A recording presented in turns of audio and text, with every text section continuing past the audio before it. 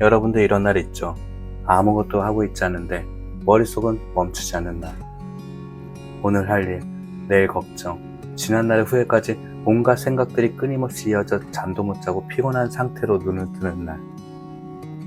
억지로 생각을 멈추려 해도 오히려 더 복잡해지기만 하죠. 여러분은 이런 날 어떻게 해결했었나요?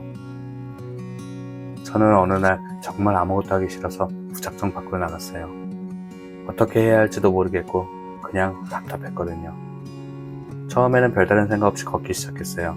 그냥 발길 닿는 대로, 이어폰도 없이, 목적도 없이, 그저 발바닥이 땅에 닿는 느낌. 한 발 한 발 내딛는 리듬에만 집중했죠. 그러다 문득 신기한 일이 일어났어요. 머릿속을 가득 채웠던 해결 안 된 문제들이 조금씩 희미해지기 시작한 거예요. 그때 새소리가 들리고 바람이 얼굴을 스치는 게 느껴지고 내 앞을 지나가는 사람들의 발자국 소리까지, 오로지 지금 이 순간에 몰두하다 보니 걱정이나 후회가 중요하지 않게 되는 순간이었어요. 그렇게 얼마 지나지 않아 그제서야 한숨이 아닌 큰 숨이 쉬어지는 거예요.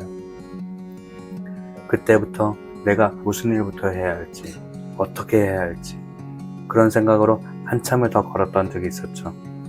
그렇게 방향을 찾았던 거예요. 우리의 뇌는 신기하게도 한 번에 여러 가지에 집중하기 어렵다고 해요. 복잡한 생각을 하면서 동시에 발바닥의 감각에 집중할 수 없다는 이야기죠. 걷기처럼 반복적이고 익숙하고 단순한 움직임에 집중하면 우리의 뇌는 자연스럽게 생각 모드에서 휴식 모드로 바뀌게 되고 문제 해결에 나선다고 신경과학자들은 말해요. 이걸 디폴트 모드 네트워크라고 부르는데, 쉽게 말해 뇌가 일을 안 하고 편안한 상태로 들어가면 그때까지 얻은 정보들로 정리하는 시간인 거죠. 우리가 생각을 많이 할수록 뇌에게 계속 일만 시키는 거예요. 알고 보면 우리의 뇌는 휴식 시간 없이 일만 하는 불쌍한 직원이었던 거죠. 이렇게 뇌가 과부하 상태에 빠지면 결국 제대로 된 생각을 할 수 없게 되고 문제를 해결하는 능력까지 떨어지게 되는 거예요. 하지만 걷기 같은 단순한 움직임이 뇌의 과부하를 덜어주고 다시 정상적인 기능을 할 수 있게 도와줄 거죠. 또 이처럼 생각을 하지 않는 본능적인 단순한 움직임들이 뭐가 있을까요? 조깅, 샤워, 설거지 같은 이런 움직임들이 모두 뇌의 휴식을 돕죠. 의사나 과학자들이 잠의 중요성에 대해 많이 이야기하잖아요. 잠이 뇌에게 가장 확실한 휴식을 주는 방법이긴 하지만 그렇다고 잠만 잘 수는 없잖아요. 우리가 깨어있을 때도 뇌에 휴식을 줘야 해요. 이때 가장 쉽고 편안한 방법이 바로 걷기, 혹은 조금 더 예쁜 말로 산책인 거죠.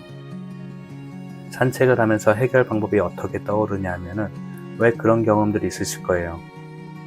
친구들과 음악 얘기를 하다 노래는 하는데 제목이 생각이 안 날 때, 아무리 생각해봐도 안 떠올라 포기하고 잊고 있었는데 며칠 후 샤워하다 갑자기 하고 생각날 때, 샤워하다가 혹은 멍하니 걷다가 갑자기 막혔던 일의 해결 방법이 이렇게 하고 떠오르는 순간들이 있어요. 이처럼 걷기는 단순한 행동이 아니에요. 우리가 몰랐던 답을 찾아주는 마법 같은 시간인 거죠. 너무 애쓰지 않아도 괜찮아요. 그냥 딱 10분만이라도 밖에 나가 걸어보세요. 이어폰은 잠시 빼두고 발걸음 소리, 바람의 느낌, 주변의 작은 소리들에 집중하면서 한 발 한 발 내딛다 보면 마음이 평온해지고 어쩌면 그토록 고민하던 문제의 답을 찾게 될 거예요.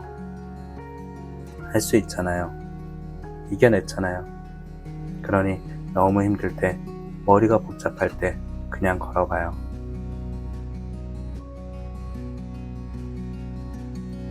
오늘도 평온이란 단어에 가까워졌길 바랍니다. 단어와 해먹이었습니다.